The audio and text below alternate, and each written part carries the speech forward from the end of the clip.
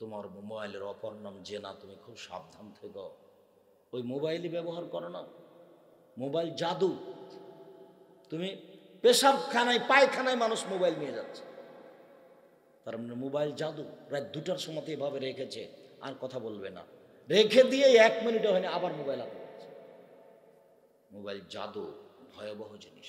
উপস্থিত বৈঠকের মুসলিম বোন শোনেন, আপনাকে একটু কথা বলিনি, দেখছি আপনাকে আমি খাদিজা রাদিয়াল্লাহু তাআলার মতো মনে করি। এই যে দেখেন, যা জিবরাইল এলান নবী সাল্লাল্লাহু আলাইহি সাল্লাম, জিবরাইল আল্লাহর নবীর কাছে আসলেন, এসে বলছেন, আল্লাহর নবী হাজেহি খাদিজা, এই যে এই যে এই যে খাদিজা আতাতে লাইকা আপনার কাছে আসছে। শোনেন, মা হায়নাউন, তার হাতে আছে একটা বাটি, ফিহে এদামুনত, তাতে আছে খাদ্য, তাতে আছে তরকারি, তাতে আছে খাদ্য, তাতে আছে তরকারি।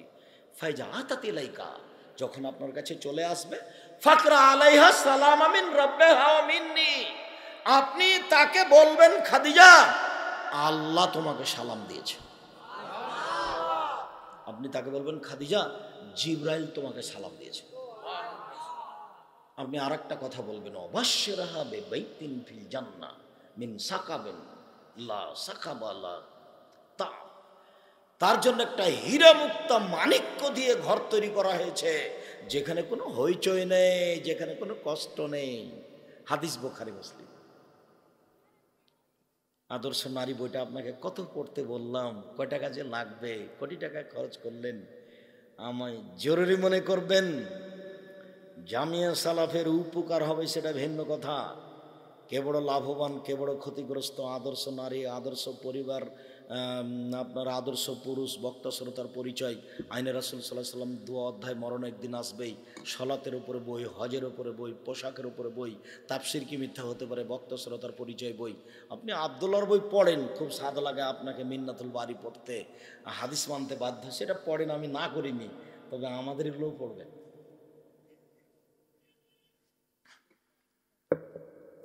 উপস্থিত বৈঠকের মুসলিম বোন, আপনাকে আমি খাদিজার মতো মনে করি, আপনার কথা আসছে, তো এখানে আপনাকে একটা কথা বলে আমি একটু প্রস্তুত করে নিচ্ছি।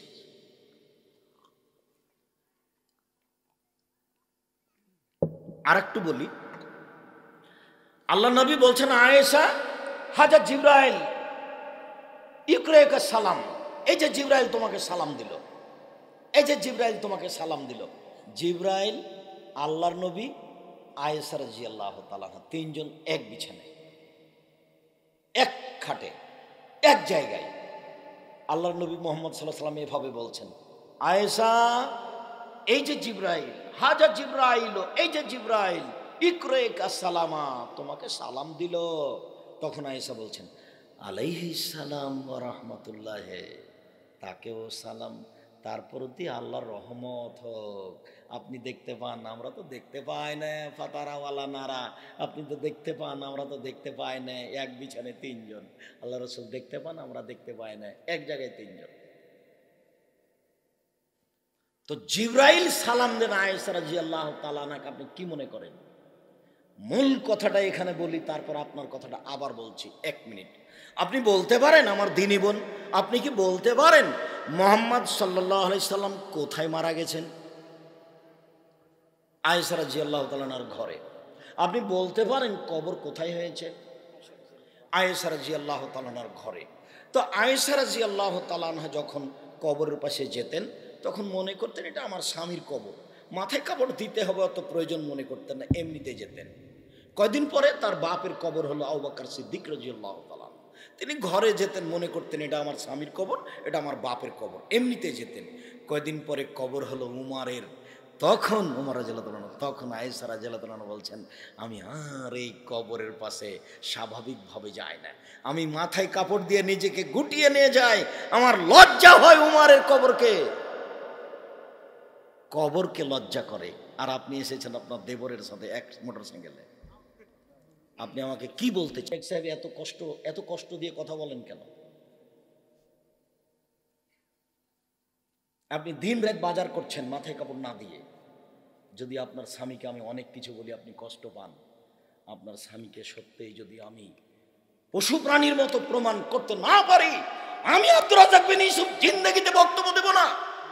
আপনার স্বামীর উপর আমার বড় আক্ষেপ। আপনার স্বামীকে আমি মূলত সংশোধন করতে এসেছি। এই চরিত্রের স্বামীকে আমি ঘৃণা করি। আপনি মনে করেন কি?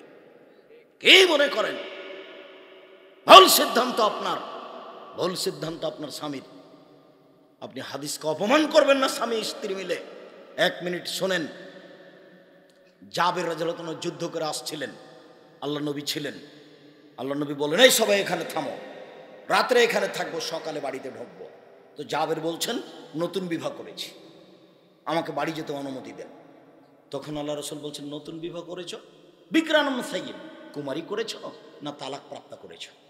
বলছে তালাক প্রাপ্ত করেছি। আরে হাল্লা বিক্রাম, তুমি কুমারী মেয়ে কেন বিবাহ করলে না? তুলায় বকা তুলায় বহা, তুমি তার সাথে খেলতে, ও তোমার সাথে খেলতো। আরে কুমারী মেয়ে কেন বিবাহ করলে না? তুমি তার সাথে খেলতে, ও তোমার সাথে খেলতো।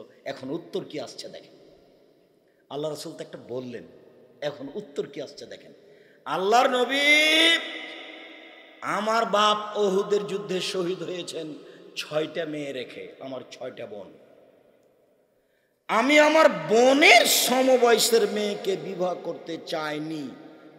এক কারণ, নাম্বার 1, তুয়ার দেব হন না, যাতে করে আমার বোনদেরকে শিষ্টাচার শিখাতে পারে, এই জন্য আমি তালাক প্রাপ্ত মেয়ে বিবাহ করেছি। 2, তুয়াল্লে মোহন না, আমার বোনদেরকে যেন শিক্ষা দিতে পারে, এই জন্য আমি তালাক প্রাপ্ত মেয়ে বিবাহ করেছি। 3, তুরাজ্জল হন না, আমার বোনদের মাথার চুল যেন চিরুনি করে দিতে পারে, এই জন্য আমি তালাক প্রাপ্ত মেয়ে বিবাহ করেছি। 4, তাকুমা আলাইহিন না, আমার বউ যেন আমার বোনদের উপরে পাহারা দিতে পারে। বলেন আপনি, আপনার মেয়ে এখানে বসে আছে মাথায় কাপড় না দিয়ে, স্বামী স্ত্রী আপনারা কি গরু ছাগলের মতো জীবিকা নির্বাহ করেন আর আমাকে হাইকোর্ট দেখাচ্ছেন? কষ্ট নেবেন না, কষ্ট নিয়ে কোনো আসে যায় না। আমি আব্দুর রাজ্জাক বিন ইউসুফ আপনাকে দেখে কোনোদিন কথা বলতে হবে এটা আমার কোনোদিন হিসাবে আনিনি।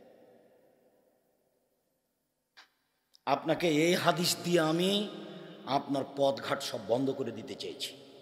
অহংকার দিয়ে বেঁচে থেকে কোনো লাভ হবে না, ফেরাউন ডুবে গেছে। দলীয় দাপট দেখিয়ে বেঁচে থেকে কোনো লাভ হয় না, ফেরাউন ডুবে গেছে। টাকা দেখিয়ে বেঁচে থেকে কোনো লাভ হবে না, ফেরাউন ডুবে গেছে। অট্টালিকা দেখিয়ে কোনো লাভ হবে না, ফেরাউন ডুবে গেছে। ফিরে আসেন, মরণ হবে এ কথাই ঠিক। সঙ্গ দোষে লহা ভাসে, চাঁপাইনবাবগঞ্জ বলে, সঙ্গ দোষে লহা ভাসে, বাপ যেমন বেটা তেমন, মা যেমন বেটি তেমন, সঙ্গ দোষে লহা ভাসে। মেয়ে কি খারাপ এমনি, ওর মা খারাপ এই জন্য। ছেলে কি খারাপ এমনি, বাপ খারাপ এই জন্য। বাপ বেটি সব একসাথে টিভি দেখছে, ল্যাংটা মেয়ে ঝকঝক ঝকঝক করে চলে এলো, বিশাল টিভি, মা বসে আছে, বেটি বসে আছে, বাপ বসে আছে। পশু প্রাণী এরা না তো কারা? কি বুঝাতে চাচ্ছেন আপনি আমাকে?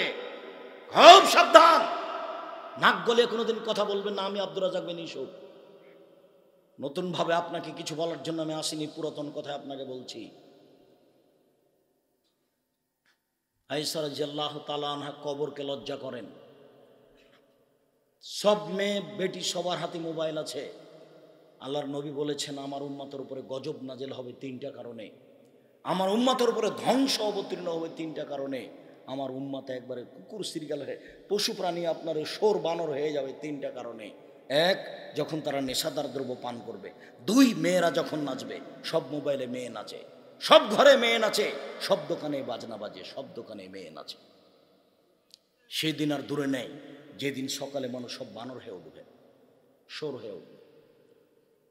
আব্দুর রাজ্জাক সাহেব, বানর আর শোর হবে কেন? কুকুর সিরিয়াল হলে হয় না? সাপ ব্যাং হলে হয় না? না, কেন শোর হবে? এই জন্য পৃথিবীতে শোর একটা প্রাণী যার কোনো হিতাহিত জ্ঞান নেই, বিবেচনা জ্ঞান নেই। গরু যখন ঘাস খায় তো যেখানে উঁচু ঘাস সেখানে খাবে না, কেন? ওখানে গোবর ছিল। তার মানে গরুর হিতাহিত জ্ঞান আছে, এই জ্ঞান শুকুরের নেই। মানুষের যখন হিতাহিত জ্ঞান হারিয়ে যাবে তখন মানুষ সকালে শোর হয়ে যাবে। সবাই মিলে একসাথে ল্যাংটা মেয়ে দেখছে, বলেন এটা কোন হিতাহিত জ্ঞান আছে? এখানে কোন মানবতা আছে? এটা কি? এটা কি? বানর কেন হবে? অনুকরণীয় প্রাণী হচ্ছে বানর। বানরের মতো অনুকরণ করার মতো কোনো প্রাণী পৃথিবীতে নেই। ইহুদি খ্রিস্টান যখন, মুসলমান যখন ইহুদি খ্রিস্টানের অনুকরণ করবে চলাতে, অবাক। এই ছেলেটার আপনি মাথাটা দেখেন, চতুর্দিকে এইভাবে চুল ছাড়াছে, উপরে এরকম বড় চুল, এটা কি গো? ওটা কি? তুমি কখন ইহুদি খ্রিস্টান হয়ে গেছো? কি বুঝাতে চাচ্ছ তুমি? এটা তোমার বাপ তোমাকে দেখে না? তোমার বোনের ওই ঘাগরা প্যান্ট তোমার বাপ দেখে না? ওই জামা তোমার বাপ মা দেখে না? দেখো, পাগল হয় না, ধর্ম পাগল হয়নি গো, বিচার হবে। সম্মানিত দিনী ভাই বোন, চলেন প্রয়োজনে বিপদে পড়ে 2 রাকাত সালাত। দাখালা ইব্রাহিম বেসারাতা কারিয়াতান ফিহা জাব্বারুন মিনাল জাবাবেরা। ইব্রাহিম আলাইহিস সালাম এক গ্রামে ঢুকলেন, তার স্ত্রী সারাকে সাথে নিয়ে। সেই গ্রামে ছিল স্বৈরাচারী শাসক। স্বৈরাচারী শাসককে বলা হলো দাখালা ইব্রাহিম মাহু ইমরাতুন হাসানুন নিসাই মিনাল আরব। ইব্রাহিম নামে এক লোক এলাকায় প্রবেশ করেছে, তার সাথে একজন মহিলা রয়েছে, পৃথিবীতে সবচেয়ে সুন্দরী। এক, ওই সময়তে সারা পৃথিবীতে সবচেয়ে সুন্দরী ছিলেন। আর না হয় হাওয়া থেকে নিয়ে কিয়ামত পর্যন্ত যত নারী এসেছে, যত নারী আসবে, যত নারী আছে, সবার চেয়ে সুন্দরী কে বলেন তো? সারা, ইব্রাহিম আলাইহিস সালামের স্ত্রী। তো লোক পাঠানো হলো, ইব্রাহিমকে বলা হলো মান হাযিহি আল্লাতী মা'আক, ইব্রাহিম আপনার সাথে ইনি কে? তখন ইব্রাহিম আলাইহিস সালাম বললেন হে উখতি, এটা আমার বোন। ফারাজা ইলাইহা, তারপর স্ত্রীর কাছে গেলেন, গিয়ে বললেন শোনো, লা তুকাদ্দিবি বিহাদিসি, তুমি আমার কথায় আমাকে মিথ্যুক প্রমাণ করো না। আন্নী আখবারতুহুম আন্নাকা উখতি, আমি কিন্তু তাদের বলে দিয়েছি তুমি আমার বোন। তুমি আমাকে ভাই বলিও, তুমি যদি আমাকে স্বামী বলো তাহলে আমি মিথ্যুক হয়ে যাব। সারা, মনে রেখো সারা, ইন আলাল আরজে মুমিনুন গায়রু গায়রুকে, এই মাটির উপরে আমি আর তুমি ছাড়া কোনো মুসলমান নেই। এই হিসেবে 2 জন ভাই বোনও বটে। স্ত্রীকে রক্ষা করতে পারলেন না, ফাআরসালা বিহা ইলাইহি, স্ত্রীকে তার ঘরে পাঠিয়ে দিলেন। ফাকামা ইলাইহা, স্বৈরাচারী শাসক তার দিকে দাঁড়ালো। স্বৈরাচারী শাসক তার দিকে বাড়াতে তিনি বলছেন থামেন, আগে ওযু হবে, 2 রাকাত সালাত হবে, তারপরে কোনো কথা। তিনি ওযু করলেন, 2 রাকাত সালাত আদায় করলেন, তারপরে বললেন আল্লাহুম্মা ইন কুনতু আমানতু বিকা ওয়া বিরাসূলিকা ওয়া হাসানতু ফারজি লিলা জাওজি, যদি আমি তোমাকে বিশ্বাস করে থাকি তুমি আল্লাহ, যদি তোমার নবী ইব্রাহিমকে নবী বলে বিশ্বাস করে থাকি, ইব্রাহিম নবী, আমার জিন্দেগিতে যে আমি কোনোদিন কারো কোনো পুরুষের সাথে জেনায় লিপ্ত না হয়ে থাকি, আমার লজ্জা স্থানকে কারোর জন্য যদি আমি বৈধ করে না থাকি, ফালা তুসাল্লে তালাইল কাফেরা, এই নির্জন ঘরে তুমি আমাকে কাফের কামার উপরে জয় করো না। কথা বলাই শেষ হয়নি, স্বৈরাচারী শাসক অজ্ঞান হয়ে পড়ে গেছে। সাহস হয় আপনার? উপস্থিত বৈঠকের দিনই বোন, আপনার সাহস হয়? আপনি তো বলছেন অনেক কথা বললাম, আল্লাহ শোনে না। এখন আপনার পেট সবাই দেখতে পাচ্ছে, আর আপনি বলছেন অনেক কথা বললাম, আল্লাহ শোনে না। দেখেছেন বলার গতি কেমন? পৃথিবী উল্টিয়ে দিয়েছে এক কথায়, কিয়ামত পর্যন্ত চ্যালেঞ্জ, কিয়ামত পর্যন্ত চ্যালেঞ্জ। আমার কথা 3টে যদি ঠিক হয় তাহলে এই জন্য আমার গায়ে হাত লাগাতে না পারে, চাপ দিয়ে বলতে হবে আল্লাহকে যেটা আপনি বলবেন। আল্লাহ, এই কথা 3টে যদি ঠিক হয়, এর নাম চাপ দিয়ে বলা, তাহলে এই জন্য আমার গায়ে হাত লাগাতে না পারে। কথা আগে ঠিক কিনা আগে হতে হবে।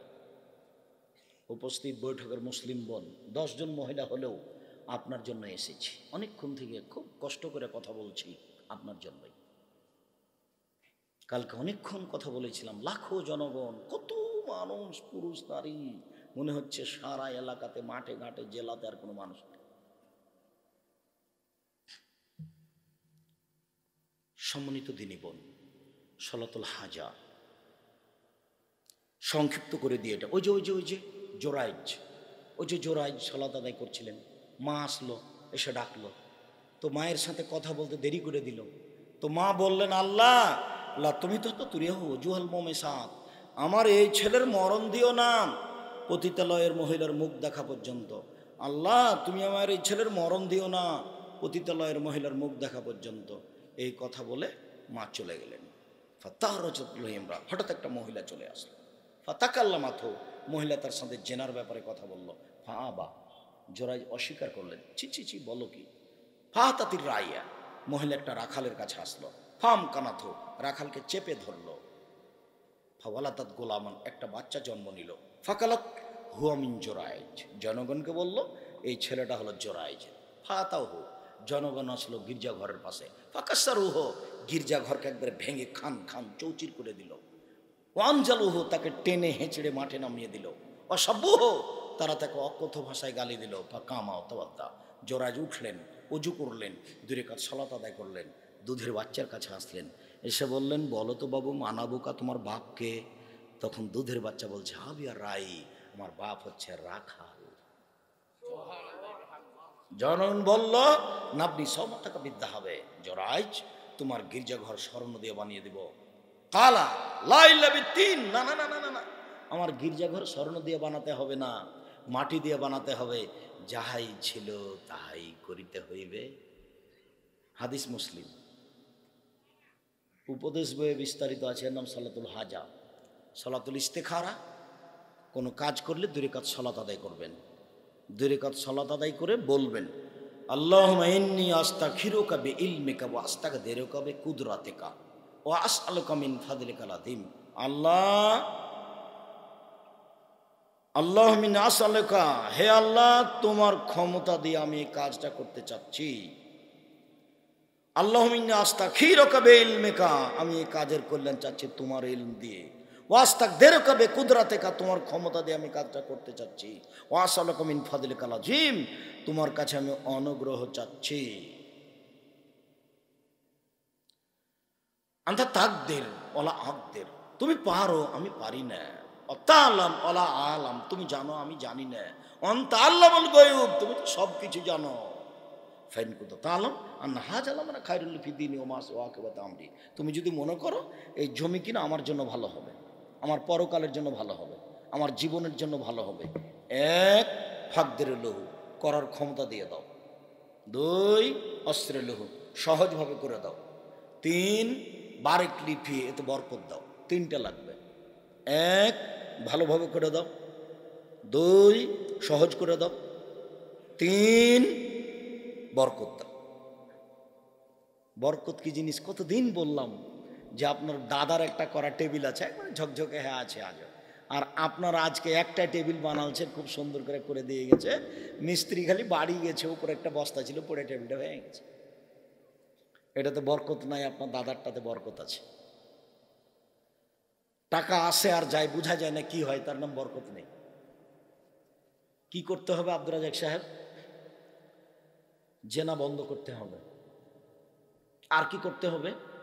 মানুষের সাথে ভালো আচরণ করতে হবে। আর কি করতে হবে? ফকির মিসকিনকে দান খেরাত করতে হবে। আর কি করতে হবে? ব্যবসাতে যেন কোনো প্রতারণা না থাকে, তাহলে টাকা আসবে কিন্তু যাবে না। আমি একজন মৌলানা সাহেবের নাম আমি উল্লেখ করছি না, মৌলানা সাহেব বলছেন আব্দুর রাজ্জাক সাহেব টাকা আমার কাছে আসে কিন্তু যেতে পারে না।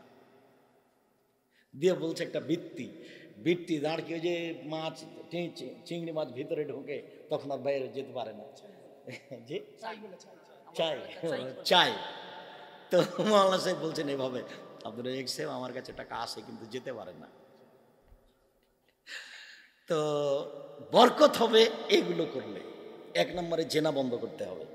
জেনা চালু থাকলে রুজি কমে যাবে, ওটা আল্লাহ নবী বলেছে। আমার কিছু করার নেই, মোবাইলে হোক কোনো মেয়ের সাথে হোক যেভাবেই হোক, জেনা চালু থাকলে রুজি কমে যাবে, বরকত কমে যাবে। টাকা বেশি হবে কিসে? ভালো আচরণে। টাকা বেশি হবে কিসে? মানুষকে প্রতারণা না দিলে। টাকা বেশি হবে কিসে? দান খারাপ করতে থাকলে। আর যদি আসে যায় তাহলে বুঝতে হবে বরকত নেই। নিজে নিজে বুঝবেন, ফল ভালো হবে। এইবার ফাইন কত তাআলামান হাযাল আমরা সারুল ফি দীনি ওয়া মা ওয়াকিবাতে আমরি, আল্লাহ এই কাজটা যদি আমার জন্য ভালো না হয়, আমার জীবনের জন্য যদি ভালো না হয়, আমার পরকালের জন্য যদি ভালো না হয়, ফাসরিফ আননি, একে আমার থেকে সরিয়ে দাও। অসরিফ আনা হয়, আর আমার থেকে তাকে সরিয়ে দাও। ওটা যেন সরে যায়, আমিও যেন সরে যাই। ওটা সরে গেছে কিন্তু আমি সরিনি, তাই বারবার বলছি, আমি তো প্রস্তাব দিয়েছিলাম মেয়েটাকে বিবাহ করার, কিন্তু তার বাপ দিল না। ভাইজান আপনি একটু দেখবেন বলে, তো কদিন পর ও গেছে। তো ভাইজান তো মেয়ের বাপ তো রাজি হলো না। তার একজন আপনি তো বড় মানুষ, মাস্টার ডিগ্রি পাস মানুষ, MA পাস মানুষ, আপনি একটু যাবেন, মেয়েটাকে বলবেন, মেয়ের বাপকে আমরা তো খুব চেষ্টা করলাম, দিচ্ছে না, আপনি যাবেন। তার মানে মেয়ে কিন্তু সরে গেছে, তার মানে তাকদিরেও সরে গেছে, কিন্তু আমি সরছি না। আর যদি ও সরে যায়, আমিও সরে যাই, তাহলে আর কাউকে বলবো না, বলবো না না না ওটা নিয়ে আর কোনো কথা না, ওটা গেছে গেছে, ওটা নিয়ে আর কোনো কথা নাই, ওটা গেছে গেছে, ওই নিয়ে আর কোনো কথা বলবো না। বুঝতে পারেননি কথা মনে হয়। যদি এটা ঠিক না হয়, এই জমিটা কিনতে চেয়েছিলাম, খুব ভালো লেগেছিল, কিন্তু কিনা হলো না। তখন খালি 6 মাস যাবত এটাই চিন্তা করি, কেন ওকে বললে মনে হয় হতো, মনে হয় লোন নিলে হতো। কিন্তু আপনাকে এইভাবে আসতে হবে না। যখন ওটা হয়নি